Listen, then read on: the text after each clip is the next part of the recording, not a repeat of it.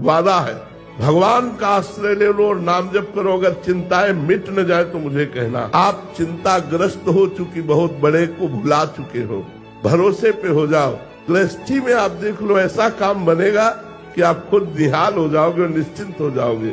भगवान का भरोसा रखो और नाम जप करो। 2 बात कर लो, फिर देख लो तुम्हारा जीवन कितना आनंदमय हो जाएगा। भरोसा संसार का रखते हो, कर्म पाप करते हो, भजन करते नहीं तो चिंता, भय, शोक, डिप्रेशन ये तो आएगा ही आएगा। हम ऐसे नहीं बोल रहे आपको कि सब उत्तर नाम जप में घसीट देते हैं। जप करके देखो आप, अगर सब चिंताओं का नाश ना हो जाए तो आप हमें पूरा जीवन हो गया यही देखते हुए।